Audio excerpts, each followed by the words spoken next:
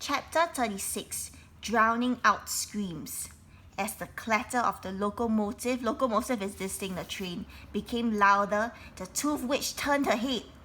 "A curse upon you," she whispered, before hurrying the pace of her wickedness.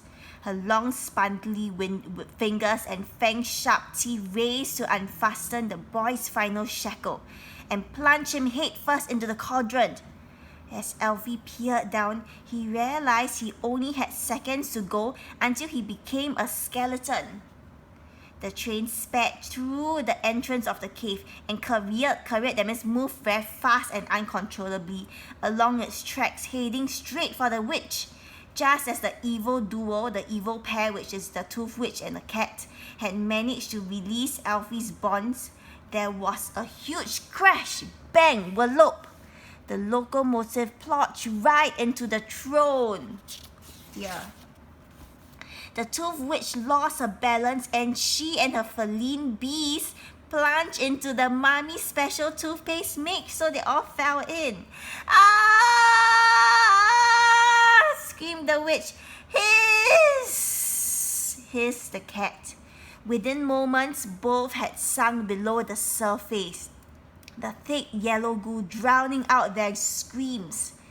Much to his surprise, Elfie was still alive. Gaps had managed to grab his ankle just in time. So now here, Gaps managed to grab Elfie's ankle. Now rocking her body back and forth, she swung him clear of the cauldron. It was as if they were a trapeze act at the circus. Can Google image what trapeze is?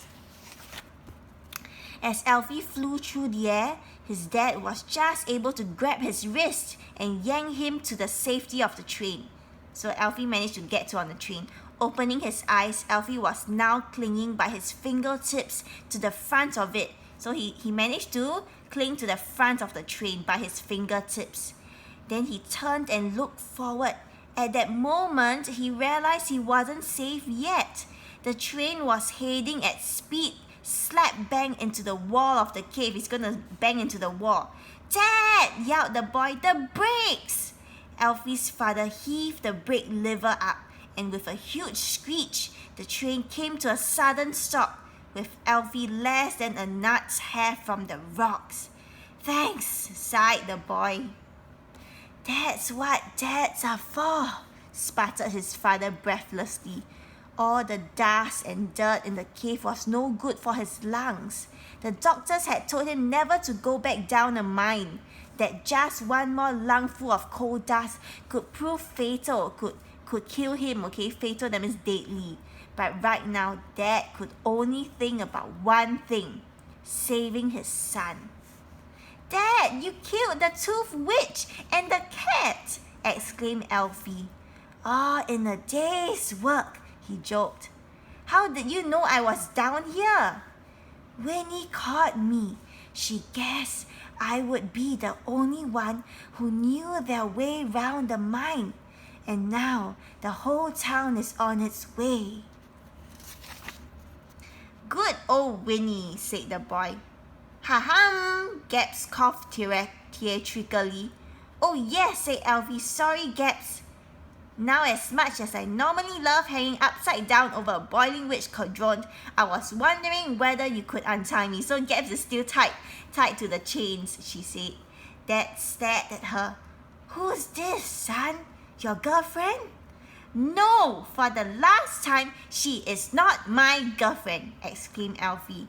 "All right," replied Dad, coughing quite badly now. "I only asked." With all his might, he pulled a handle on the engine. Slowly and surely, the train reversed along the tracks to stop beside the cauldron. Elfie leaped off the front and onto the top of the engine. From there, he stood on his tiptoes and untied the last of Gap's manacles. There was a distinctly awkward moment when Elfie found himself holding the girl who was definitely not his girlfriend upside down by her ankles. However, Dad leaned out and pulled her onto the train. Gaps jumped down, landing on a sack that was sitting in the car behind. "Careful," whispered Dad. "Why?" asked Gaps. "That's dynamite," he replied. You can Google image what dynamite is. It's like a bomb. Cool, said the girl. Alfie knew all about how dynamite was used in coal mines. His father had told him many times about how he often needed to blast away hard rock to get to the coal behind. Gab's face lit up with an idea. Let's use the dynamite to seal the cave behind us.